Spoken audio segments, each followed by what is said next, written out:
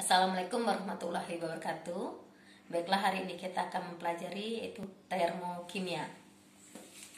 Apa itu termokimia? Termokimia adalah cabang ilmu kimia yang mempelajari energi panas atau kalor yang menyertai reaksi-reaksi kimia, di mana energi dapat berpindah dari sistem ke lingkungan atau dari lingkungan ke sistem. Apa itu sistem? Nah, gitu ya. Apa itu sistem? Itu segala sesuatu yang menjadi pusat perhatian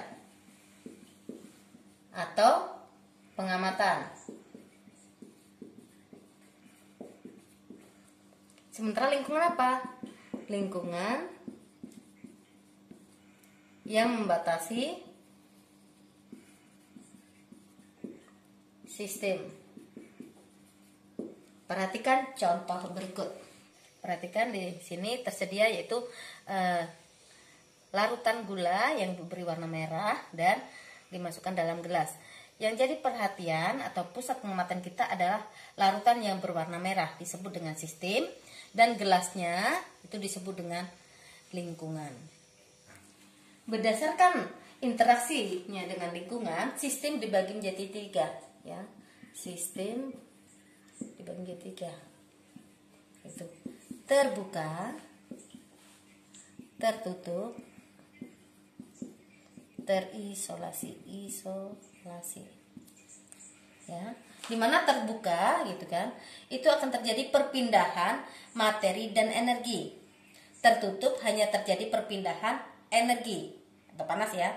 Terisolasi tidak terjadi perpindahan materi maupun energi. Perhatikan contoh berikut. Nah, di sini Ibu sediakan ya, gelas. Dan ini ada termos.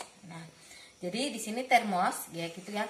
Gunanya adalah untuk menyimpan air panas, ya kan. Nah, sekarang perhatikan.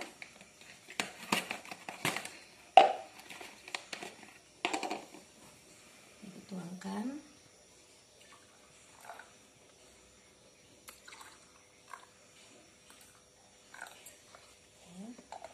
Nah, sekarang perhatikan di sini ya.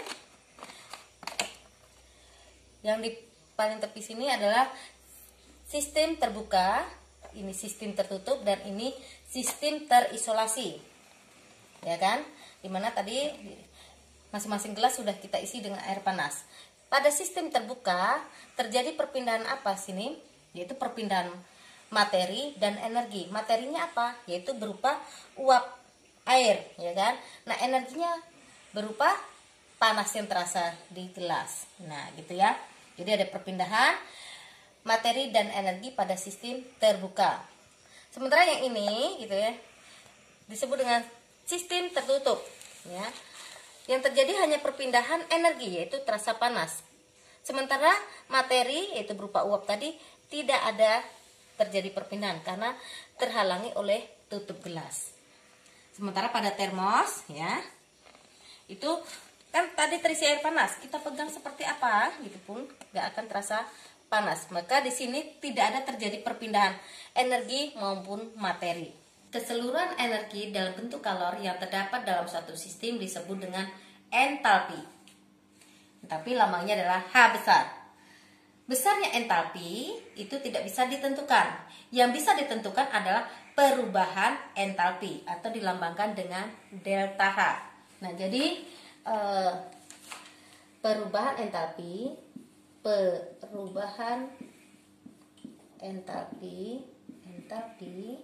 dilambangkan dengan delta H, di mana rumusnya delta H sama dengan entalpi produk dikurang entalpi reaktan. Oke, ini dapat rumus 1, ya. Selanjutnya kita masuk pada jenis-jenis reaksi termokimia. Ya, yaitu yang pertama eksoterm. Ya. Exo berarti keluar, term panas. Berarti dengan kata lain menghasilkan atau melepas panas. Ya. Berarti kalau hubungannya sistem dengan lingkungan bagaimana? Ini digambarkan, ini ada ya. Di sini. Oke, salah ya. Oke. Berarti energi berpindah dari sistem ke lingkungan. Ini lingkungan. Ya. Berarti keluar energinya. Kalau lingkungannya, ya kan? Nah, kayak gitu. Karena di sini menghasilkan panas, gitu kan? Maka terjadi kenaikan suhu ya. Terjadi kenaikan suhu. Terjadi kenaikan suhu. Selanjutnya bagaimana dengan diagramnya ya? Kalau dibuat diagramnya ya, ini adalah produk dan ini reaktan. Nah, di sini kalian perhatikan ya, produknya lebih rendah dibanding dengan reaktan ya. Dimana rumus kita tadi entalpi produk dikurangi entalpi reaktan. Maka karena produknya lebih kecil dibanding dengan reaktannya, bagaimana? Maka delta H-nya di sini adalah negatif. Itu ya. Berikutnya yang kedua, reaksi endoterm. Ya. Di sini berarti menyerap panas. Artinya bagaimana dengan sistem dengan lingkungan? Ya kalau kita buat, ini ada lingkungannya di sini. Maka diserap masuk ke dalam.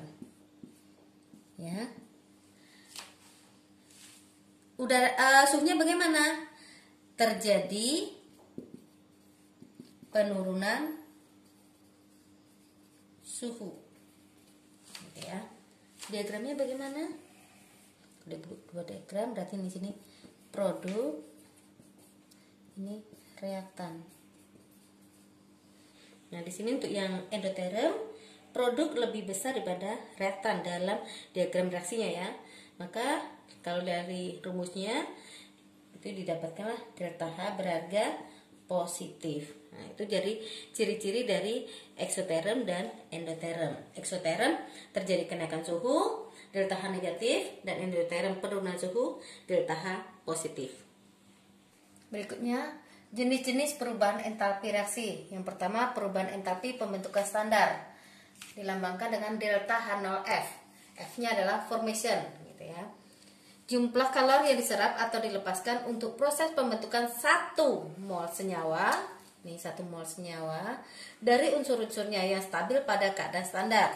Itu pada 25 derajat Celcius 1 atmosfer. Unsur-unsur yang stabil pada keadaan standar, ya, kalau H, H2, O2, N2 gitu ya. Na, Ca dan seterusnya gitu. Contoh ya, pembentukan misalkan pembentukan H2O. Ini padat. Nah, kalian lihat ya. Di sini unsurnya apa saja gitu ya. Kan dikatakan pembentukan berarti sebelah kanan. Unsurnya apa saja? Berarti ada H dan O. Di mana keadaan standar H yaitu diatomik, berarti H2 dan O diatomik. Gitu ya. Selanjutnya di sini H diminta kan 1 mol pembentukannya ya. Ini berarti koefisiennya 1. Ya. H-nya ada 2, sudah pas. O-nya diminta ada berapa? 1. Maka di sini ada 2. 2 kali berapa? Hasilnya 1 setengah. Selanjutnya di mana H itu wujudnya adalah gas, O wujudnya adalah gas juga. Nah, harganya berapa? Misalkan harganya untuk pembentukan H2O misalkan min 292 kJ. Nah, harganya adalah negatif. Selanjutnya pembentukan misalkan NH4Br ya. Tuh, wujudnya adalah padat juga. Tuh, unsurnya apa? Kalian lihat.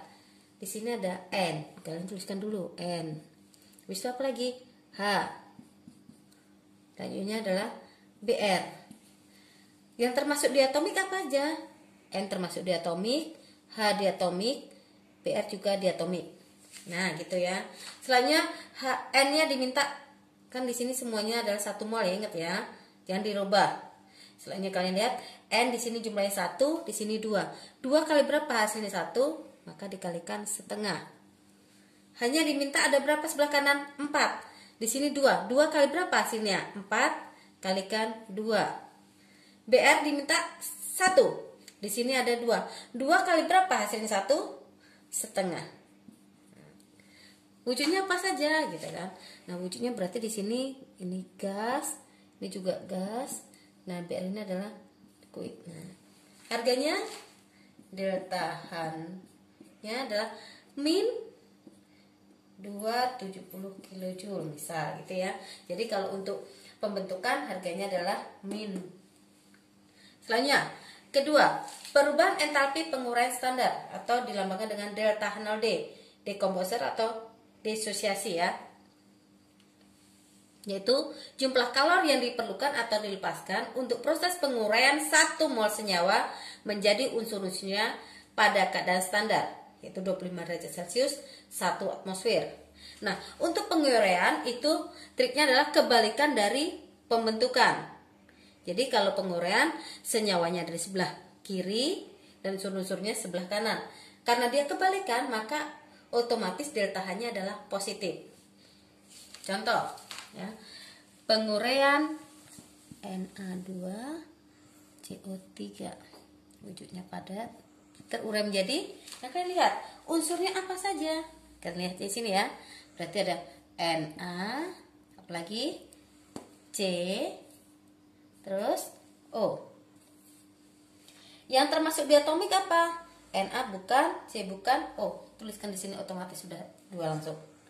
Selanjutnya diminta Na-nya ada ya, ada 2. Tuliskan di sini 2. C-nya diminta 1, 1. O-nya diminta 3. 2 kali berapa hasilnya 3? Di sini ada 1,5. Oke, dipindahkan di sini ya. Oke, 1,5. Wujudnya apa? Di sini wujudnya adalah padat. Ini padat dan ini adalah gas. Delta H-nya gimana? Karena penguraian kembali ke otomatis di sini positif. Nah, positif berapa? Lihat di tabel ya. Nah, di situ. Yang penting di sini delta H-nya adalah positif. Contoh yang lain, misalkan KClO3. Ya, di sini juga padat juga. Terurai menjadi unsurnya apa? Lihat di sini. Berarti ada K, ada Cl, ada O, ya. Yang diatomik K tidak, Cl termasuk diatomik, ya. O diatomik juga. Kalian sekarang setarakan. K-nya diminta 1, 1 udah. Cl-nya diminta 1, di sini ada 2, berarti kalikan setengah.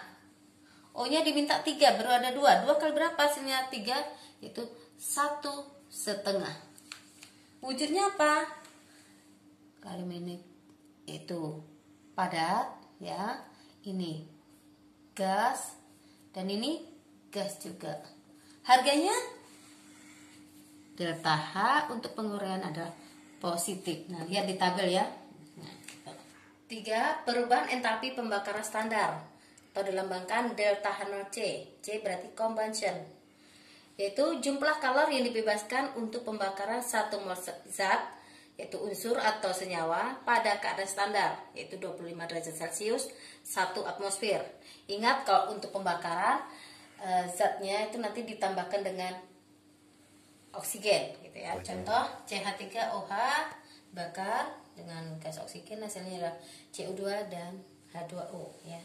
Nah, di sini ingat pembakaran 1 mol, maka di sini koefisien 1 ini jangan dirubah gitu ya. Bentuknya itu. Selanjutnya kalian perhatikan di sini diminta C-nya 1. Di sini juga 1. Hanya diminta di sini 3 ditambah 1 4. Sementara di sini 2. 2 kali berapa hasilnya? 4, maka dikalikan 2. Selanjutnya kita hitung ya. O di sebelah kanan ada berapa? Di sini ada 2 dan di sini juga ada 2 gitu ya. Jadi jumlahnya O-nya ada 4. Ya, selanjutnya di sini sudah ada 1. Ini ya, ini udah otomatis 1. Berarti tinggal 3 ya. 2 kali berapa hasilnya 3? Yaitu 1,5.